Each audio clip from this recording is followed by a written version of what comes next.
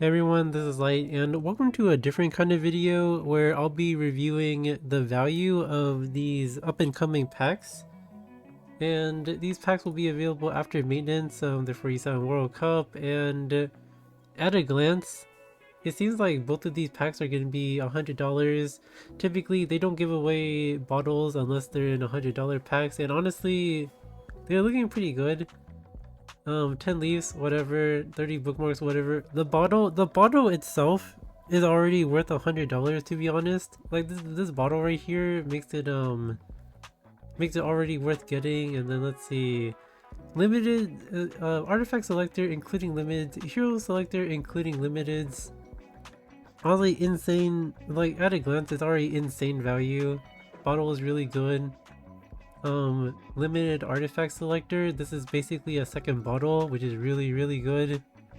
And limited hero, that's crazy. So yeah, pack 1, super good. The only downside is that it kind of sucks spending $100 and not getting any skystones out of it. Like usually $100 packs will have like 1500 to 3k skystones, but this has none, which is kind of sad, but like the value of everything else makes up for it. And we have pack 2, 1 slate, 6 mystic pools, 30 leaves, artifact charms, whatever, and then an ML5 Moonlight Grace summoning book. Got 3 random heroes, obtain 1. Okay, a slate, 6 mystics, 30 leaves, and an ML5 with probably a good chance of being decent sounds pretty insane to me. Easily worth $100. By the way, there are other ways to make this cheaper. If you if you use like the Huawei App Store or anything, but anyway, so let's talk about the value. Yeah, I mean the value, it's super valuable. Let's see. So hero selector limited included. We have Laya, Janua, Gala, Nago, Ravi, Lua. So at a glance, this is insane. Actually, I actually made some tier lists on this. So for the unit selector, if you don't have Laya, you should get Laya. Laya is one of the best units in the game. An entire playstyle revolves around her. If you don't have Laya, just go for her. If you already have Laya and you don't care about imprints, go for Gala or Ocean Breeze Luluka. They're both really good. They have a role. Although Ocean Breeze Luca is a little bit harder to pick, I wouldn't recommend I wouldn't recommend the other 4 units because these are RGB units that you can get from regular banners. So yeah, first priority Laya, and then Laya imprints, and then if you're missing any of these, you should probably get them over Laya imprint, and then yeah. Basically, the regular Covenant RGBs should be bottom priority, and if you really want Janua, just go for it. But yeah, very easy choice. Laya is insane. And let's see, what else we have? So we have the artifact selector, Sweet Miracle, Bird's Eye View, Guiding Light, Wind Rider, Solar Storm, Fairy Tale for a Nightmare, Elber's Ritual Sword. All really good artifacts. So let's see, I also made one for this. Out of all these, I think Sweet Miracle is the best by far. Sweet Miracle, super good. It's usable even if it's only plus 15. The scaling is good, it's like 5% proc rate and some HP every level. And honestly, I wish I had like 5 of these. Like I have one for Laya, I have one for Sea Lilius, I want one for Shu. Like I want to put like almost every warrior on this artifact. Besides like life stealing warriors. Like it's just really insane artifact. If you have one, consider getting 2. And yeah, definitely consider getting 2. Ideally ideally I think the sweet spot is like 3 or 4, but yeah. So if you already have a bunch of Sweet Miracles, consider Bird's Eye View. This artifact is very strong if you want to do some cleavy shenanigans. However, you do need Bird's Eye View to be decently leveled already. So yeah, that's an option. Guiding Light, if you don't have a guiding light already, it's nice. I feel like the demand for guiding light is much lower than before. Cause like how many guiding light rangers are there that like normal players use? Like there's Knockwall, there's Lua, there's sometimes Bryceria. Yeah, depending on the player you are, guiding light is not that good, or it's not that useful these days. So yeah, I wouldn't recommend guiding light unless you have nothing else. It's still good. Like it's here because it's a limited artifact, but I think the demand for it is much lower than before. So you should make sure you have your Laya artifact already. And then for like whatever, Fairy Tale for a Nightmare, like don't get me wrong, this artifact is good, but like the scaling is negligible. Like it only goes up by by 50 damage every level, so it's kind of negligible. And like there's only like 1 or 2 units that use it, so yeah, that's whatever. Secret Art Sword Storm. It's a normal artifact. Only one character uses it. It's okay as plus 15. Yeah, honestly, it's only for Celine, but I don't think it's that high priority at all. Like, if you have one plus 15, like I wouldn't get another one. If you have none, it's not a bad idea. Cause like Celine is a pretty strong unit. But yeah, if you have a bunch of sweet miracles, go for it. Wind Rider scaling is not very good. It only gets like 1% attack every level up and a bit more damage. Well, if you don't already have one, then not a bad idea. But again, it's a normal artifact, so you can get it randomly very easily. Elbrus is not very good value. Like it's a normal artifact, and the proc chance only goes up by 1% per level, so it doesn't actually feel very good to level up.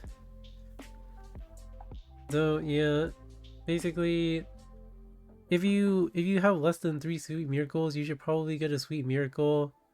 If you wanna cleave with some shenanigans, get bird eyes view.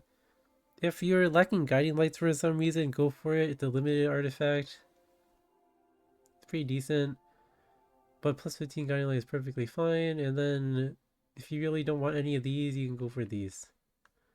So yeah, that's it for the selectors. Now let's talk about this Moonlight Great. So this says, after summoning 3 random heroes, choose and obtain 1. So this is really good if you're looking for more than 1 unit. Let's say you only want DDR. Your chances of getting DDR is roughly 1 in 4. So that's not very good odds. But if like you're looking for 2 different units, your chances are really high. So like if you're missing I'd say if you're missing at least 3 units, it's absolutely worth it because you're very, very likely to get one of them. So yeah, and I'll go over them real quick. So the units for this one, so 8 Highwind, best knight in the game. Good cleanse, good debuffs, good in many playstyles, best knight in the game. Very, very important unit. Death Dealer Ray, again, same thing as 8 Highwind. Good debuffs, good in every playstyle. Very, very strong unit. Must have, easily. ML Senya. If you want to be aggressive in any way, like you kind of really want ML Senya. Like she's really good in cleave. She's really good for like aggressive stuff. You can use her defensively until protect 1 unit. Like she's good everywhere. Although ideally as a cleave or aggro unit. AE Fiend is still one of the best bruisers in the game for slower players. I know people like people aren't very nice to her, but she's still really strong. If you're a slow player, definitely necessary. Ammo haste. Ammo haste is ammo haste. He does it all. He heals. He does a lot of damage. He's good in every playstyle. A lot of different builds. He's really strong. Landy, Emma Landy, best hyper carry in the game. An entire playstyle revolves around protecting her. Very strong unit. Yeah, super strong unit for like lots of playstyles. Oh well, not really cleave, but yeah, good unit. Would highly recommend. ML like probably second best opener in the game, only behind ML Luna. Very strong, like aggressive unit. However, if you're like really, if you're a slow player, you probably won't get much out of her because you'll be pre-betting her in RTA. So you keep that in mind. So yeah, that's it for like the must-have units. So now, nice to have MO Shu, second best injury unit in the game next to DDR. However, this game is she's kind of in like a rough spot in the meta because like she kind of dies to hyper carries like ML Landy. But she is still very strong when like the situation calls for it. Sage Vivian, pretty much like the best unit in the game if someone is picking like 3 or 4 debuffers. Very good, although a bit harder to pick because it like, you know, it depends on the other person's playstyle and whatnot. But yeah, very strong. Emma Rowana, if you are a cleaver, you can bump this up to must have. Emma Rowana is an insane cleave unit for every single type of cleave. Like the pushback, the strip, the cooldown reduction, the big damage potential, and so it just makes her really good. If you're a cleaver, definitely consider getting her. Emo Bologna is just like the go-to counter to Emo Landy. However, my only issue with Emo Bologna is that she has a lot of counterplay. So even if you pick her to counter Emo Landy, you have a decent chance of losing still. But she's still really good, especially for like Arena and Guild War. So yeah, if you like her, go for it. Sharon,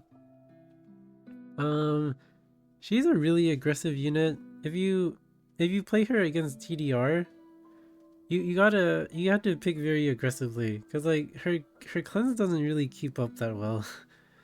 And she has a lot of issues if the game doesn't end early.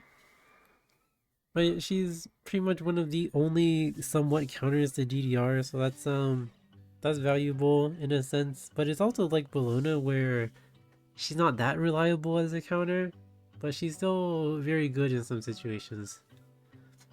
So yeah, those are my choices if you decide to get this pack.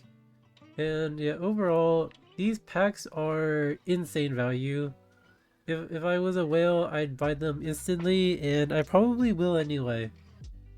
So yeah, I hope that was helpful, and see you next time. Thanks for watching.